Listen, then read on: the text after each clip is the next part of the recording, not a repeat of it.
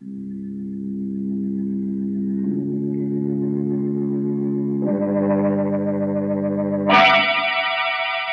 Tea and Lipton Soup present Inner Sanctum Mysteries, starring Boris Karloff.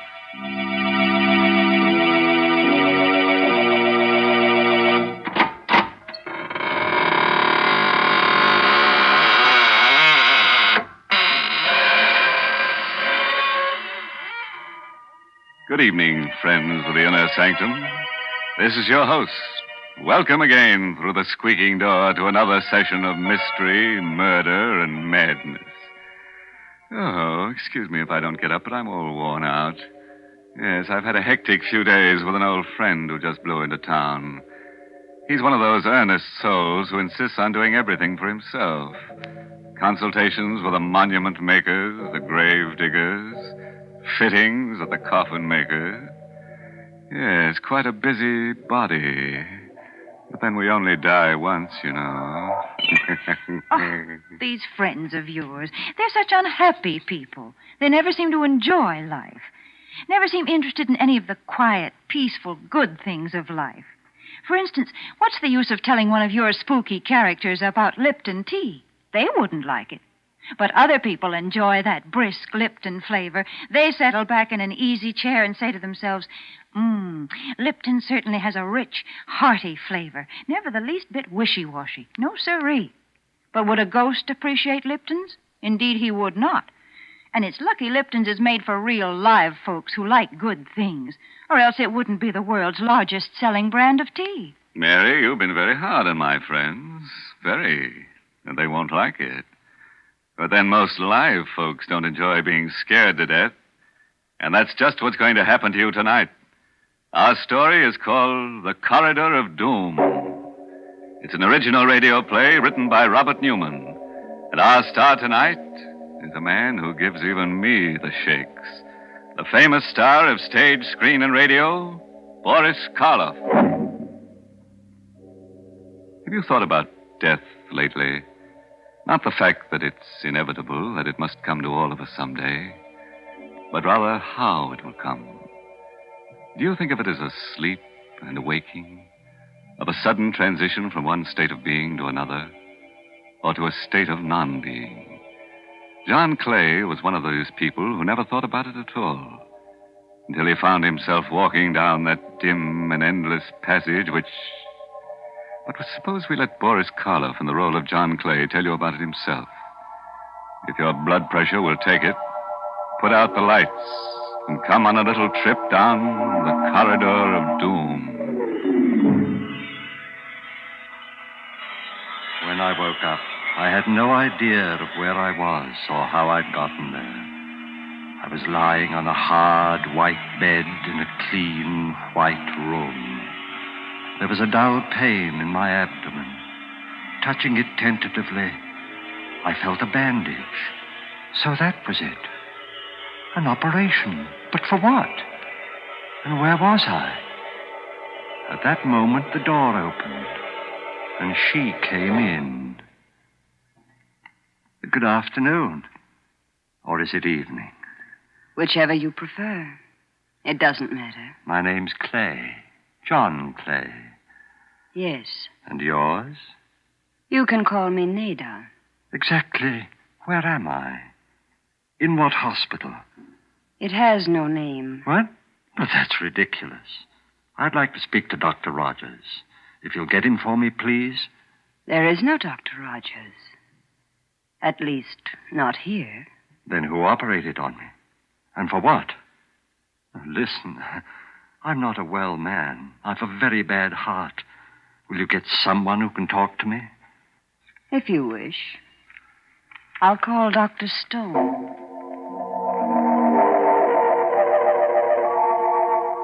A chill crept through my bones. It wasn't cold. It was fear. Unreasoning and abysmal fear.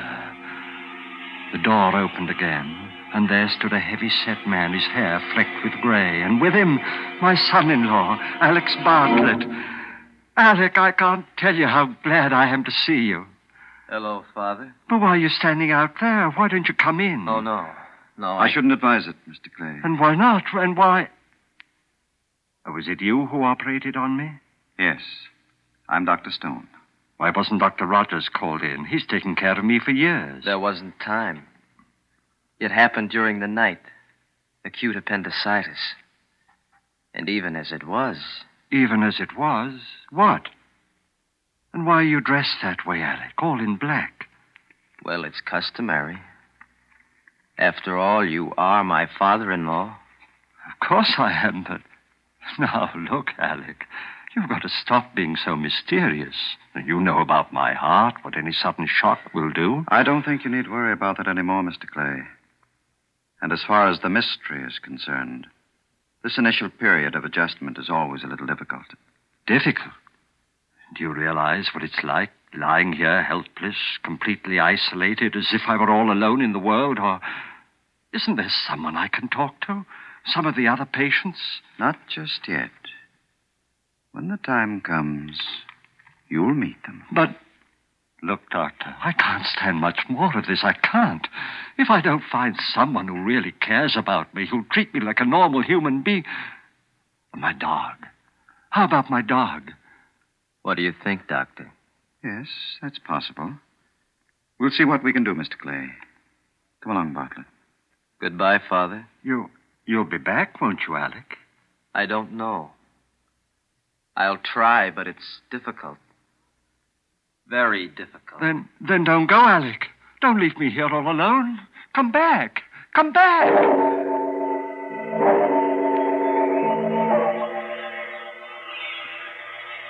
I waited and watched and waited. Then the door opened, and there was the doctor again. There was a small, thin-faced man with him this time, wearing the white coat of an orderly and carrying a black box with a handle. My dog. You brought my dog. All right, Martin. Give it to him. Yes, sir. Thank heaven, now at least. Come on, Carrie. Come on, boy. Get up. Wake up. Why, what's the matter? Carrie. He's not asleep. He's dead. You wanted him, Mr. Clay. But why didn't you tell me? When did he die? How? How old was he? 11 and a half. Maybe 12. Pretty old for a dog. That's probably why he could come. What do you mean? What are you trying to do to me? Don't you realize I'm a sick man? Easy, Mr. I won't Clay. take it easy. I won't stay here another minute. I'm leaving right now. Sorry, but I don't think we can permit that. Oh, well, we'll see about that. You're getting yourself all upset for no reason, Mr. Clay, making it very difficult for the rest of us. Martin, Yes, you'd better let me have some of that bottle there. About 10 cc's. The red medicine? Yes. I don't want any medicine. I won't take it. Now, please, Mr. Clay. I won't, I tell you. No, I don't want the... It's awful. Salty. It tastes like... Yes. But I think you'll find that it will make things much easier for you. Very much easier. You're doping me up. That's what you're doing. Putting me to sleep. You think that when I wake up, I'll forget about everything. Yes, Mr. Clay. You'll forget about everything. Everything.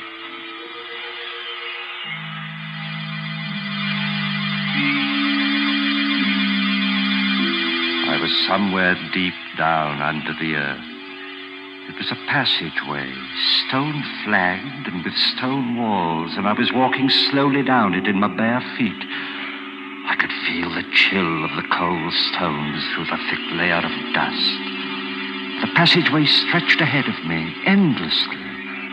And then suddenly, I noticed that there were doors set into the walls on either side, closed doors. And on each door there was a name. Abel, Abercrombie, Abington. Where was I? What was this place? What was behind those awful, ominously closed doors? Something seemed to be drawing me on down the terrible passageway. Addison, Aga, Allen.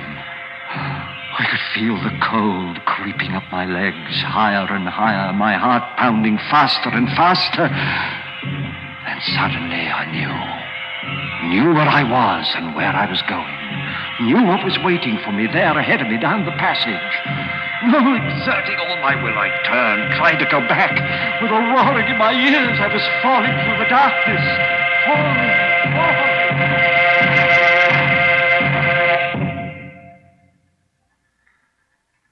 When I opened my eyes, I was in that cold, white room again, clutching the blankets with trembling hands. How do you feel now, Mr. Clay? You cried out, sir, as if... A dream. The most awful, horrible nightmare I ever had. A dream? The doctor will be very interested. Would you care to tell me all about it? Oh, I don't even want to think about it. It was about your former life? Former life? Oh, I'm sorry. I shouldn't have said that. I meant... Here, where are you going? To get my clothes, to get out of here. I won't stay here But you another can't minute. go. You can't, Martin. Help me. Please, let go. Don't you realize that if I do stay here, if I dream that dream again... Listen. I was in a passageway. An endless, eternal passageway like a corridor of doom. It stretched on and on to infinity with doors, closed doors on either side. And on each one of the doors in alphabetical order there was a name. The name of all those who had died since the beginning of time. I was walking down that corridor on my bare feet and...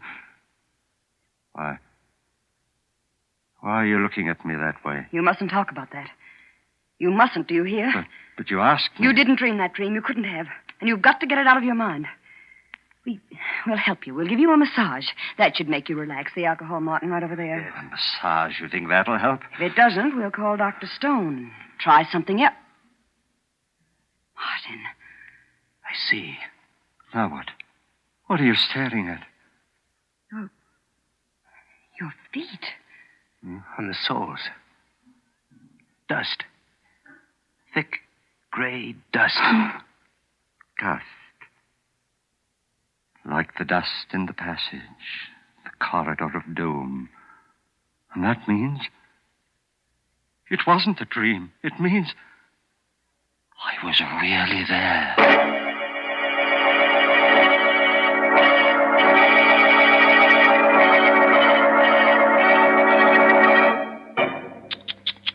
Dirty feet on those nice, clean sheets. No wonder our friend the nurse seemed so upset. Or was that the reason? Maybe she was just disappointed that he still hadn't told her about his operation. Yes, that always has them in stitches. Great big stitches. Like the ones they take in a shroud.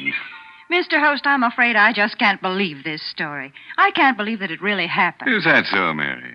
Do you think Mr. Clay got that gray dust in his feet because he has feet of clay? Hmm? There you go again. Always looking on the discouraging side of things. I really do believe I'd rather talk to cheerful folk, like those nice young men and women who sang that new Lipton tea song when I was at the studio. Sing a song of Lipton's. Yes, that's the way people ought to feel about tea. Because, you know, when you're feeling discouraged or tired, there's nothing quite like that brisk flavor of Lipton tea to perk you up. Yes, brisk means that Lipton's is never wishy-washy. No, siree, as they say in the song. So when you've had a busy afternoon, or maybe when friends drop in for a little talk, pour yourself a cup of cheer with brisk-flavored Lipton tea. It's got a special flavor that always tastes like home. And it always tastes like more, too. Well, now I think it's about time to take another little walk. Yes, down the corridor of doom with our star, Boris Karloff. And by the way, don't be concerned about getting too tired, because you'll only have to walk one way. That's the nice part of a trip like that. You don't have to worry about coming back. I lay there, staring down at my feet. No, it had not been a dream. For there, on my feet, was the thick, heavy dust from the corridor of doom. I had been there, walking down its awful silence, not in my mind, but in the flesh. My heart clenched like an icy fist. Then I threw the blankets aside, started to get up. Mr. Clay, what are you doing? Where are you going? Let me go. But you can't get up. You can't leave. Oh, let me go. Martin, quick, help me. Please, Mr. Clay. For heaven's sake, let me go. Don't you realize what this means? If it wasn't a dream, and if I stay here, go down to that horrible place We've again... got to make him quiet down. Some more of that medicine, Martin. Another 10 cc. Right. Oh, no more of that. It's Here, Mr. Clay. You must take it. You must. It will make you sleep.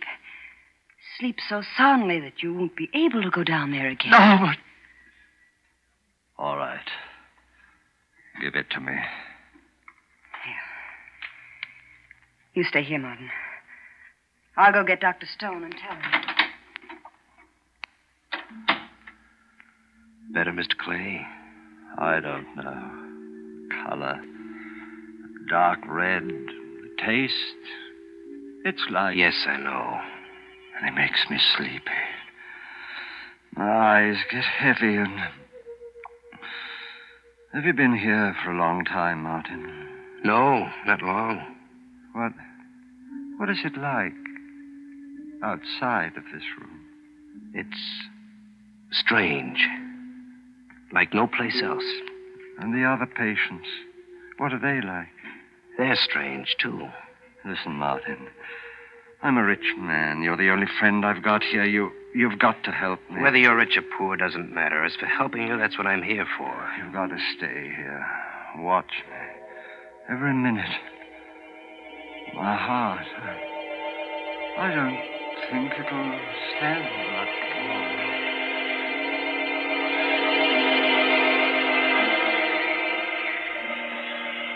My first sensation was one of cold, numbing cold, creeping up my limbs. I reached for the blankets, couldn't find them. Then I opened my eyes, and I was there again, back there in that awful endless passage, that corridor of doom. The same stone wall, stone floor, covered with a thick layer of dust. The same doors with a name on each one, on both sides of me. But now I was up to the bees. That one there, Barbara, next to it, Babbitt, and then Backer. I tried to cry out, but I couldn't utter a sound. I tried to stop, check myself. My muscles didn't respond. Slowly, heavily, I continued walking on down that endless passage, past Badger, Baffin, Bagley, past the bees and towards the seas, towards a door with my name on it. My heart pulsed, pounding with terror. My breath rasped in my throat. Convulsively, I clutched at the walls, forced myself completely around. Then, as if I were fighting against a roaring gale, I drove myself back. One step I took, 2, 3, and I stumbled and was falling again. Falling through darkness, complete, absolute, unending.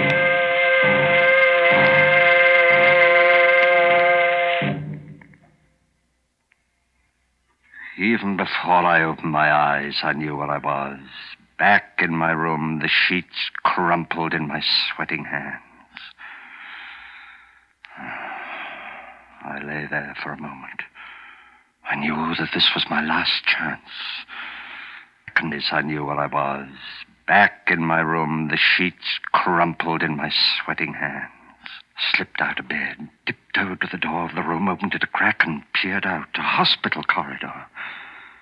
And sitting at a desk halfway down it, the nurse. Could I slip past her? Then on a table next to the door, I saw the telephone. A telephone! Now I could get help. Reach someone who would save me, take me out of this place. Picking it up quietly, I dialed my daughter's number, Alec Bartlett's wife.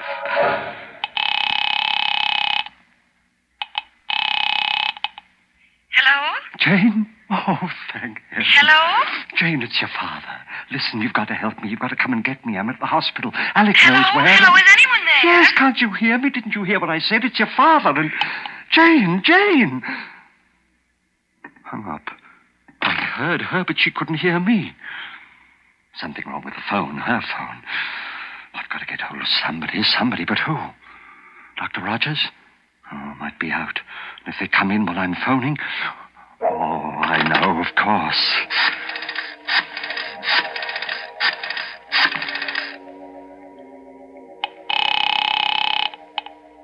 Police headquarters. Ryan speaking. Hello, police. This is John Clay of Riverside Road. I'm at the hospital. I don't know where. Hello? But can't you hear me, officer? For heaven's sake, listen. It's a matter of life and death. John Clay at a hospital. My son-in-law, Alec Bartlett, can tell you where. Hello? Officer, listen. Don't hang up. Don't. Oh, nuts. Officer, hello. Anything the matter, Mr. Clay? Dr. Stone, your telephone, there's something wrong with it. No, Mr. Clay. There's nothing wrong. Not with the telephone. But I tried to make 2 calls. 2 different numbers, and... I know. And you should have known. Nurse, orderly. Should have known what? Why couldn't they hear me when I could hear them? Why? Yes, Dr. Stone? Will you put Mr. Clay back into bed? No. I'm awfully sorry, sir. I only went out for a minute. Come on, Mr. Clay. No, please. leave me alone, please. Mr. Let go. Clay, No. No use struggling. You know that, don't you? Yes, I know. Doctor, I won't have to go back down there again, will I? Down to the corridor? That's not up to me. All right, nurse. I think we're ready for another dose. The final one. Yes, Doctor. No, doctor. No, not that red medicine. Not again. I'm sorry, but you've had a lot of time. All the time we can give you. All right, Mr. Clay. No, I won't Here. take it. You know what it means, Doctor. I go back down there again to the corridor. It'll be to the letter C. To the place where my name is. If he won't take it by himself, perhaps you'd better help her, Martin. Yes, sir. No, Here, no, Mr. no, Clay. no, Doctor.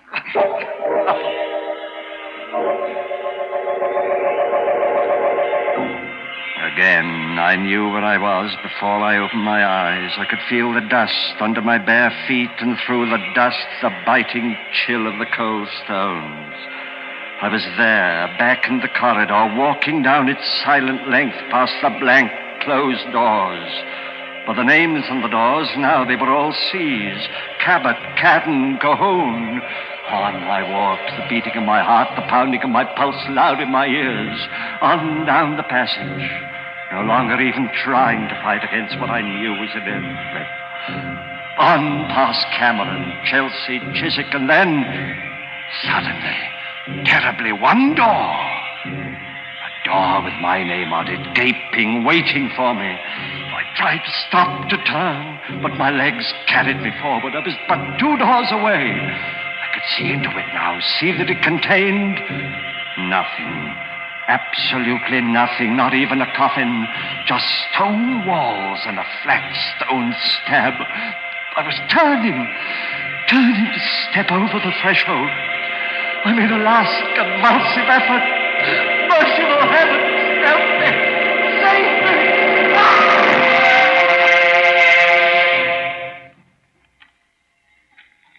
All right, Martin. Pick him up.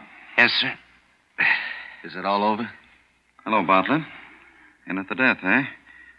I'll see if there's any pulse, of course, but I should think it is all over. It is Stone, but not the way you think. What? Clay. He's not dead. No thanks to you. All right, get him up, both of you. Here, Mr. Clay, let me help It's you. all right, Martin. I'll be fine from now on. But how? Don't look so surprised, Alec. Mr. Martin is a detective. I hired him some time ago. You see, I had a feeling that something was wrong when that railing broke accidentally, and I took that bad fall. So I decided I should investigate. You can't prove it. You can't prove anything. The first results of Martin's investigation showed me what bad financial shape you were in. And it was then that I realized that you had actually been trying to murder me to get hold of my money. So I faked that story of having a very bad heart. You mean it? I thought it would give you the idea of trying something more subtle and less dangerous. And it certainly did. But you still can't prove anything, not a thing. No, don't you worry about that. Don't forget. Come back here, Bartlett. You'll never have a chance to prove it. Come back, Bartlett.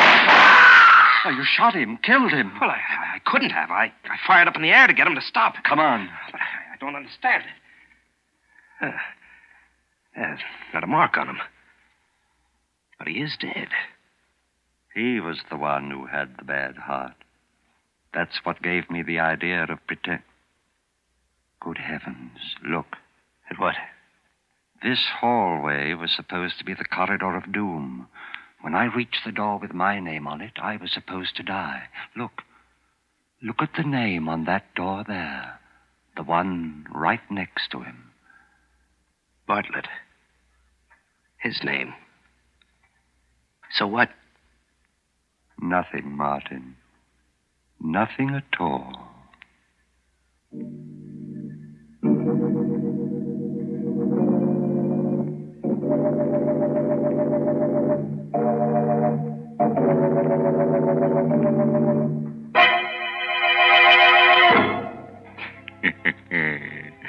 Now, where do you think old Dr. Stone got the idea for that little alphabetical graveyard? That's right, for me. Huh? You don't believe me? Then come on home with me tonight, and I'll show you the one in the cellar of my house. What's more, I'll show you a door and a neat stone slab with your name on it. Nonsense, Mr. Host. Mr. Clay just explained that the whole thing was a hoax. And I'm not going to sit here and hear you say otherwise. Well, then don't sit. Stand up and we'll take a walk, Mary Bennett. Yes, back to your name. Back to the B's. Baker, Bartlett, Bennett. You don't scare me. Yeah? Well, how would you like it if we went to the L's and found a door marked Lipton? Oh, why, that's fine. Inside, we'd find a wonderful, friendly beverage. Lipton's, the tea with the brisk flavor.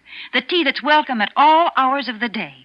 Yes, the largest selling brand of tea in the whole world. Lipton tea.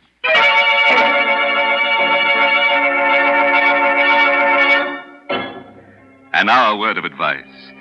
If you should wake up tonight with a sudden chill, find yourself walking barefoot down a dusty stone corridor with doors on both sides of it, don't get excited. Just insist on a doom with a view. By the way, this month's Inner Sanctum mystery novel is The Whistling Legs by Roman McDougal. Yes, and next week's Inner Sanctum story, directed by Hyman Brown and brought to you by Lipton Tea and Lipton Soup. Next week's story is about women. Yes, two women who like to be treated rough. Choke 'em to death, shoot 'em, murder 'em. They'll love you for it. And who do you think is going to be their boyfriend? That's right. Boris Karloff. Boris Karloff will be with us again next week, because who else could love such women? So, if you're in a tender mood, tune in next Tuesday. Until then, good night. Pleasant dreams.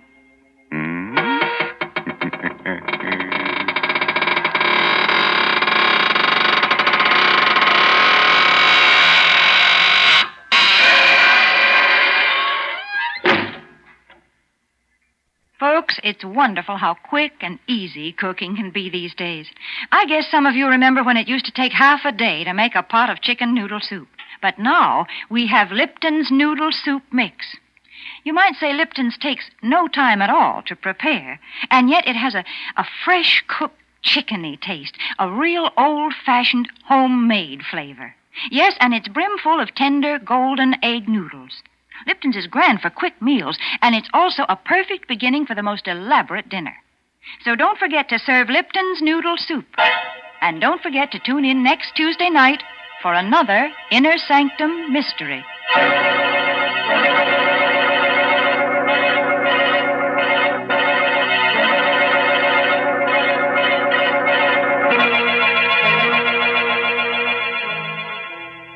This is CBS, the Columbia Broadcasting System.